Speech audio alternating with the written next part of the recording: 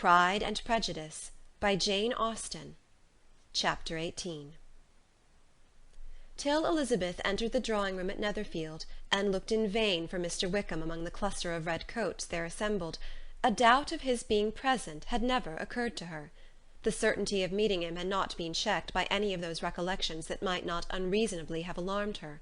She had dressed with more than usual care, and prepared in the highest spirits for the conquest of all that remained unsubdued of his heart, trusting that it was not more than might be won in the course of the evening.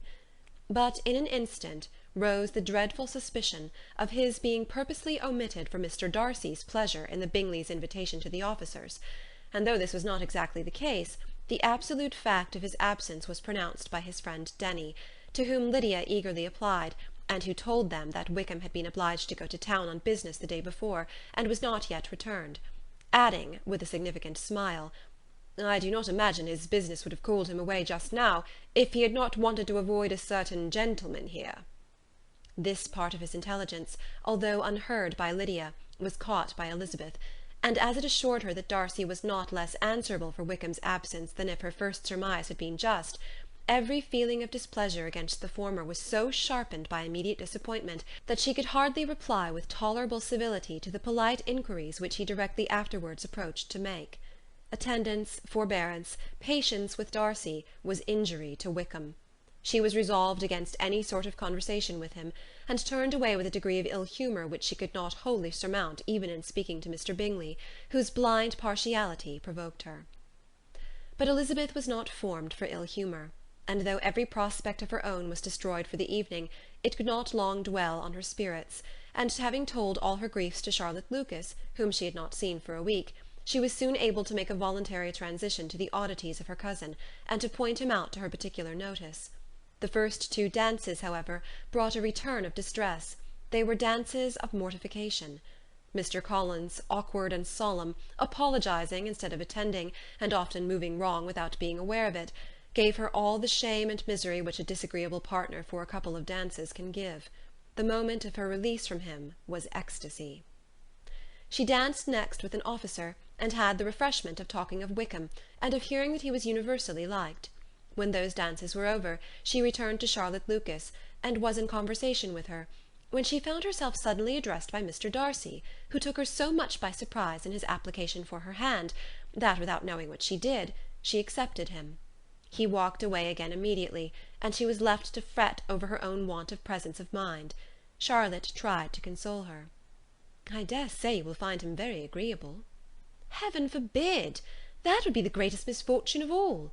To find a man agreeable whom one is determined to hate. Do not wish me such an evil."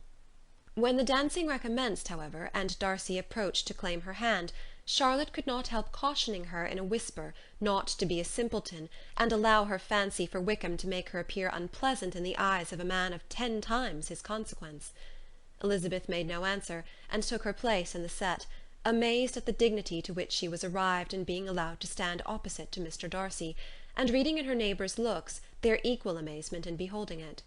They stood for some time without speaking a word, and she began to imagine that their silence was to last through the 2 dances, and at first she was resolved not to break it, till, suddenly fancying that it would be the greater punishment to her partner to oblige him to talk, she made some slight observation on the dance. He replied, and was again silent. After a pause of some minutes, she addressed him a second time with, "It is your turn to say something now, Mr. Darcy. I talked about the dance, and you ought to make some sort of remark on the size of the room, or the number of couples." He smiled, and assured her that whatever she wished him to say should be said. "Very well, that reply will do for the present. Perhaps by and by I may observe that private balls are much pleasanter than public ones. But now we may be silent." "Do you talk by rule, then, while you are dancing?" "Sometimes. One must speak a little, you know. It would look odd to be entirely silent for half an hour together, and yet, for the advantage of some, conversation ought to be so arranged as they might have the trouble of saying as little as possible." "Are you consulting your own feelings in the present case, or do you imagine that you are gratifying mine?" "Both," replied Elizabeth archly, "for I have always seen a great similarity in the turn of our minds. We are each of an unsocial, taciturn disposition, unwilling to speak unless we expect to say something that will amaze the whole room, and be handed down to posterity with all the éclat of a proverb." "This is no very striking resemblance of your own character, I am sure," he said. "How near it may be to mine, I cannot pretend to say. You think it a faithful portrait, undoubtedly." "I must not decide on my own performance." He made no answer, and they were again silent till they had gone down the dance, when he asked her if she and her sisters did not very often walk to Meryton. She answered in the affirmative, and, unable to resist the temptation, added, "When you met us there the other day, we had just been forming a new acquaintance." The effect was immediate. A deeper shade of hauteur overspread his features, but he said not a word, and Elizabeth, though blaming herself for her own weakness, could not go on. At length Darcy spoke, and in a constrained manner said, "Mr. Wickham is blessed with such happy manners as may ensure his making friends. Whether he may be equally capable of retaining them is less certain." "He has been so unlucky as to lose your friendship," replied Elizabeth with emphasis, "and in a manner which he is likely to suffer from all his life." Darcy made no answer, and seemed desirous of changing the subject. At that moment Sir William Lucas appeared close to them, meaning to pass through the set to the other side of the room, but on perceiving Mr. Darcy, he stopped with a bow of superior courtesy to compliment him on his dancing and his partner. "I have been most highly gratified indeed, my dear sir. Such very superior dancing is not often seen. It is evident that you belong to the first circles. Allow me to say, however, that your fair partner does not disgrace you, and that I must hope to have this pleasure often repeated, especially when a certain desirable event, my dear Eliza," glancing at her sister and Bingley, "shall take place. What congratulations will then flow in! I appeal to Mr. Darcy. But let not me interrupt you, sir. You will not thank me for detaining you from the bewitching converse of that young lady, whose bright eyes are also upbraiding me." The latter part of this address was scarcely heard by Darcy, but Sir William's allusion to his friend seemed to strike him forcibly, and his eyes were directed with a very serious expression towards Bingley and Jane, who were dancing together. Recovering himself, however, shortly, he turned to his partner, and said, "Sir William's interruption has made me forget what we were talking of." "I do not think we were speaking at all. Sir William could not have interrupted two people in the room who had less to say for themselves. We have tried 2 or 3 subjects already without success, and what we are to talk of next I cannot imagine." "What think you of books?" said he, smiling. "Books? Oh, no. I am sure we never read the same, or not with the same feelings." "I am sorry you think so. But if that be the case, there can at least be no want of subject. We may compare our different opinions." "No, I cannot talk of books in a ball-room. My head is always full of something else." "The present always occupies you in such scenes, does it?" said he, with a look of doubt. "Yes, always," she replied, without knowing what she said, for her thoughts had wandered far from the subject, as soon afterwards appeared by her suddenly exclaiming, "I remember hearing you once say, Mr. Darcy, that you hardly ever forgave, that your resentment, once created, was unappeasable. You are very cautious, I suppose, as to its being created?" "I am," said he, with a firm voice. "And never allow yourself to be blinded by prejudice?" "I hope not." "It is particularly incumbent on those who never change their opinion, to be secure of judging properly at first." "May I ask to what these questions tend?" "Merely to the illustration of your character," said she, endeavouring to shake off her gravity. "I am trying to make it out." "And what is your success?" She shook her head. "I do not get on at all. I hear such different accounts of you as to puzzle me exceedingly." "I can readily believe," answered he gravely, "that reports may vary greatly with respect to me, and I could wish, Miss Bennet, that you were not to sketch my character at the present moment, as there is reason for fear that the performance would reflect no credit on either." "But if I do not take your likeness now, I may never have another opportunity."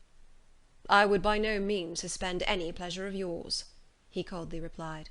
She said no more, and they went down the other dance and parted in silence, and on each side dissatisfied, though not to an equal degree; for in Darcy's breast there was a tolerable powerful feeling towards her, which soon procured her pardon, and directed all his anger against another. They had not long separated, when Miss Bingley came towards her, and with an expression of civil disdain accosted her. "So, Miss Eliza, I hear you are quite delighted with George Wickham. Your sister has been talking to me about him, and asking me 1,000 questions, and I find that the young man quite forgot to tell you, among his other communication, that he was the son of old Wickham, the late Mr. Darcy's steward. Let me recommend you, however, as a friend, not to give implicit confidence to all his assertions, for as to Mr. Darcy's using him ill, it is perfectly false, for on the contrary, he has always been remarkably kind to him, though George Wickham has treated Mr. Darcy in a most infamous manner. I do not know the particulars, but I know very well that Mr. Darcy is not in the least to blame, that he cannot bear to hear George Wickham mentioned, and that though my brother thought that he could not well avoid including him in his invitation to the officers, he was excessively glad to find that he had taken himself out of the way. His coming into the country at all is a most insolent thing indeed, and I wonder how he could presume to do it. I pity you, Miss Eliza, for this discovery of your favourite's guilt, but really, considering his descent, one could not expect much better." "His guilt and his descent appear by your account to be the same," said Elizabeth angrily, "for I have heard you accuse him of nothing worse than being the son of Mr. Darcy's steward, and of that I can assure you he informed me himself." "I beg your pardon," replied Miss Bingley, turning away with a sneer. "Excuse my interference. It was kindly meant." "Insolent girl," said Elizabeth to herself, "you are much mistaken if you expect to influence me by such a paltry attack as this. I see nothing in it but your own wilful ignorance and the malice of Mr. Darcy." She then sought out her eldest sister, who was undertaken to make inquiries on the same subject of Bingley. Jane met her with a smile of such sweet complacency, a glow of such happy expression, as sufficiently marked how well she was satisfied with the occurrences of the evening. Elizabeth instantly read her feelings, and at that moment solicitude for Wickham, resentment against his enemies, and everything else, gave way before the hope of Jane's being in the fairest way for happiness. "I want to know," said she, with a countenance no less smiling than her sister's, "what you have learnt about Mr. Wickham. But perhaps you have been too pleasantly engaged to think of any third person, in which case you may be sure of my pardon." "No," replied Jane, "I have not forgotten him, but I have nothing unsatisfactory to tell you. Mr. Bingley does not know the whole of his history, and he is quite ignorant of the circumstances which have principally offended Mr. Darcy, but he will vouch for the good conduct, the probity, and honour of his friend, and is perfectly convinced that Mr. Wickham has deserved much less attention from Mr. Darcy than he has received, and I am sorry to say, by his account as well as his sister's, Mr. Wickham is by no means a respectable young man.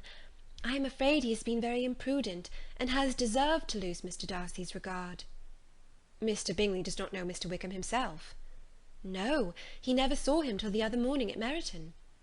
"This account, then, is what he has received from Mr. Darcy. I am satisfied. But what does he say of the living?" "He does not exactly recollect the circumstances, though he has heard them from Mr. Darcy more than once, but believes that it was left to him conditionally only." "I have not a doubt of Mr. Bingley's sincerity," said Elizabeth warmly, "but you must excuse my not being convinced by assurances only. Mr. Bingley's defence of his friend was a very able one, I dare say, but since he is unacquainted with several parts of the story, and has learnt the rest from that friend himself, I shall venture to still think of both gentlemen as I did before." She then changed the discourse to one more gratifying to each, and on which there could be no difference of sentiment. Elizabeth listened with delight to the happy, though modest hopes which Jane entertained of Mr. Bingley's regard, and said all in her power to heighten her confidence in it. On their being joined by Mr. Bingley himself, Elizabeth withdrew to Miss Lucas, to whose inquiry after the pleasantness of her last partner she had scarcely replied, before Mr. Collins came up to them, and told her with great exultation that he had just been so fortunate as to make a most important discovery. "I have found out," said he, "by a singular accident, that there is now in the room a near relation of my patroness. I happened to overhear the gentleman himself mentioning to the young lady who does the honours of the house the names of his cousin, Miss de Bourgh, and of her mother, Lady Catherine. How wonderfully these sort of things occur! Who would have thought of my meeting with, perhaps, a nephew of Lady Catherine de Bourgh in this assembly? I am most thankful that the discovery is made in time for me to pay my respects to him, which I am now going to do, and trust he will excuse my not having done it before. My total ignorance of the connection must plead my apology." "You are not going to introduce yourself to Mr. Darcy?" "Indeed I am. I shall entreat his pardon for not having done it earlier. I believe him to be Lady Catherine's nephew.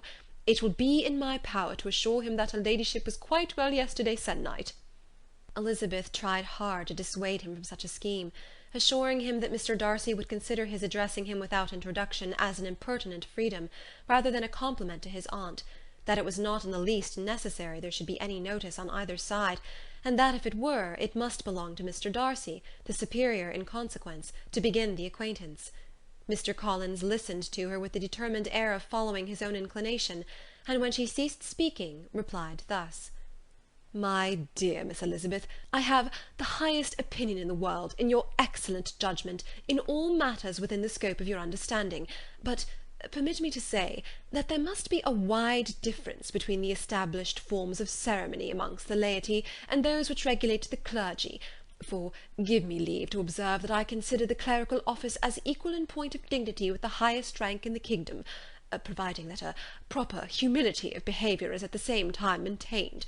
You must therefore allow me to follow the dictates of my conscience on this occasion, which leads me to perform what I look on as a point of duty. Pardon me for neglecting to profit by your advice, which, on every other subject, shall be my constant guide, though in the case before us I consider myself more fitted by education and habitual study to decide on what is right than a young lady like yourself." And with a low bow he left her to attack Mr. Darcy, whose reception of his advances she eagerly watched, and whose astonishment at being so addressed was very evident. Her cousin prefaced his speech with a solemn bow, and though she could not hear a word of it, she felt as if hearing it all, and saw in the motion of his lips the words apology, Hunsford, and Lady Catherine de Bourgh. It vexed her to see him expose himself to such a man. Mr. Darcy was eyeing him with unrestrained wonder, and when at last Mr. Collins allowed him time to speak, replied with an air of distant civility. Mr. Collins, however, was not discouraged from speaking again, and Mr. Darcy's contempt seemed abundantly increasing with the length of his second speech, and at the end of it he only made him a slight bow, and moved another way. Mr. Collins then returned to Elizabeth. "I have no reason, I assure you," said he, "to be dissatisfied with my reception. Mr. Darcy seemed much pleased with the attention. He answered me with the utmost civility, and even paid me the compliment of saying that he was so well convinced of Lady Catherine's discernment as to be certain she could never bestow a favour unworthily. It was really a very handsome thought. Upon the whole, I am much pleased with him." As Elizabeth had no longer any interest of her own to pursue, she turned her attention almost entirely on her sister and Mr. Bingley, and the train of agreeable reflections which her observations gave birth to made her perhaps almost as happy as Jane. She saw her in idea settled in that very house, in all the felicity which a marriage of true affection could bestow, and she felt capable, under such circumstances, of endeavouring even to like Bingley's two sisters. Her mother's thoughts she plainly saw were bent the same way, and she determined not to venture near her, lest she might hear too much. When they sat down to supper, therefore, she considered it a most unlucky perverseness which placed them within one of each other, and deeply was she vexed to find that her mother was talking to that one person, Lady Lucas, freely, openly, and of nothing else but her expectation that Jane would soon be married to Mr. Bingley. It was an animating subject, and Mrs. Bennet seemed incapable of fatigue, while enumerating the advantages of the match. His being such a charming young man, and so rich, and living but 3 miles from them, were the first points of self-gratulation, and then it was such a comfort to think how fond the two sisters were of Jane, and to be certain that they must desire the connection as much as she could do. It was, moreover, such a promising thing for her younger daughters, as Jane's marrying so greatly must throw them in the way of other rich men. And lastly, it was so pleasant at her time of life to be able to consign her single daughters to the care of their sister, that she might not be obliged to go into company more than she liked. It was necessary to make this circumstance a matter of pleasure, because on such occasions it is the etiquette, but no one was less likely than Mrs. Bennet to find comfort in staying home at any period of her life. She concluded with many good wishes that Lady Lucas might soon be equally fortunate, though evidently and triumphantly believing there was no chance of it. In vain did Elizabeth endeavour to check the rapidity of her mother's words, or persuade her to describe her felicity in a less audible whisper; for, to her inexpressible vexation, she could perceive that the chief of it was overheard by Mr. Darcy, who sat opposite to them. Her mother only scolded her for being nonsensical. "What is Mr. Darcy to me, pray, that I should be afraid of him? I am sure we owe him no such particular civility, as to be obliged to say nothing he may not like to hear." "For heaven's sake, madam, speak lower. What advantage can it be for you to offend Mr. Darcy? You will never recommend yourself to his friend by so doing." Nothing that she could say, however, had any influence. Her mother would talk of her views in the same intelligible tone. Elizabeth blushed and blushed again with shame and vexation. She could not help frequently glancing her eye at Mr. Darcy, though every glance convinced her of what she dreaded, for though he was not always looking at her mother, she was convinced that his attention was invariably fixed on her. The expression of his face changed gradually from indignant contempt to a composed and steady gravity. At length, however, Mrs. Bennet had no more to say, and Lady Lucas, who had been long yawning at the repetition of delights which she saw no likelihood of sharing, was left to the comforts of cold ham and chicken. Elizabeth now began to revive, but not long was the interval of tranquillity, for when supper was over, singing was talked of, and she had the mortification of seeing Mary, after very little entreaty, preparing to oblige the company. By many significant looks and silent entreaties did she endeavour to prevent such a proof of complaisance, but in vain. Mary would not understand them. Such an opportunity of exhibiting was delightful to her, and she began her song. Elizabeth's eyes were fixed on her with most painful sensations, and she watched her progress through the several stanzas with an impatience which was very ill rewarded at their close. For Mary, on receiving, amongst the thanks of the table, the hint of a hope that she might be prevailed on to favour them again, after the pause of half a minute, began another. Mary's powers were by no means fitted for such a display. Her voice was weak, and her manner affected. Elizabeth was in agonies. She looked at Jane, to see how she bore it, but Jane was very composedly talking to Bingley. She looked at his two sisters, and saw them making signs of derision at each other, and at Darcy, who continued, however, imperturbably grave. She looked at her father to entreat his interference, lest Mary should be singing all night. He took the hint, and when Mary had finished her second song, said aloud, "That will do extremely well, child. You have delighted us long enough. Let the other young ladies have time to exhibit." Mary, though pretending not to hear, was somewhat disconcerted, and Elizabeth, sorry for her, and sorry for her father's speech, was afraid her anxiety had done no good. Others of the party were now applied to.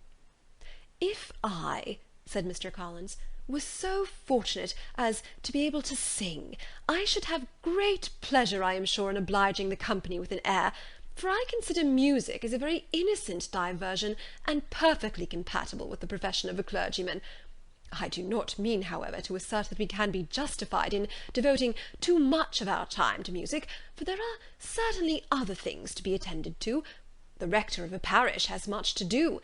In the first place, he must make such an agreement for tithes as may be beneficial to himself, and not offensive to his patron.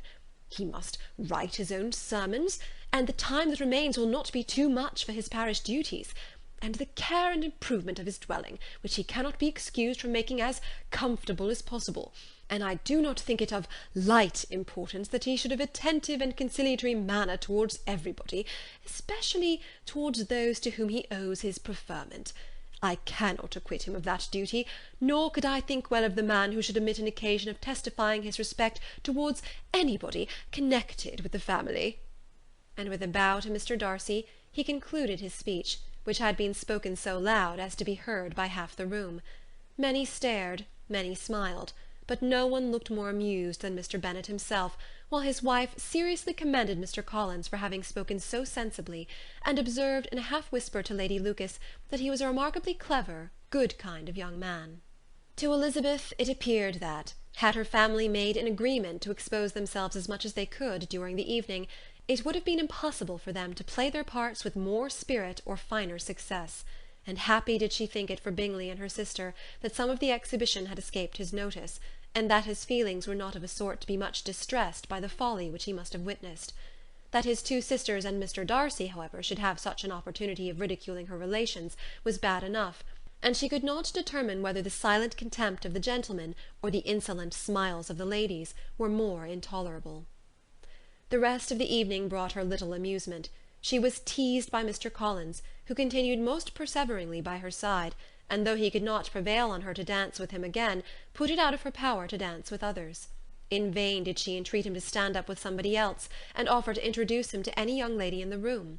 He assured her that as to dancing, he was perfectly indifferent to it, that his chief object was by delicate attentions to recommend himself to her, and that he should therefore make a point of remaining close to her the whole evening. There was no arguing upon such a project. She owed her greatest relief to her friend Miss Lucas, who often joined them, and good-naturedly engaged Mr. Collins' conversation to herself. She was at least free from the offence of Mr. Darcy's further notice. Though often standing within a very short distance of her, quite disengaged, he never came near enough to speak. She felt it to be the probable consequence of her allusions to Mr. Wickham, and rejoiced in it. The Longbourn party were the last of all the company to depart, and by a manoeuvre of Mrs. Bennet had to wait for their carriage a quarter of an hour after everybody else was gone, which gave them time to see how heartily they were wished away by some of the family. Mrs. Hurst and her sister scarcely opened their mouths, except to complain of fatigue, and were evidently impatient to have the house to themselves. They repulsed every attempt of Mrs. Bennet at conversation, and by doing so threw a languor over the whole party, which was very little relieved by the long speeches of Mr. Collins, who was complimenting Mr. Bingley and his sisters on the elegance of their entertainment, and the hospitality and politeness which had marked their behaviour to their guests. Darcy said nothing at all.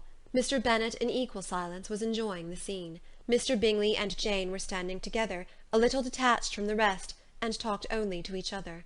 Elizabeth preserved as steady a silence as either Mrs. Hurst or Miss Bingley, and even Lydia was too much fatigued to utter more than the occasional exclamation of "Lord, how tired I am!"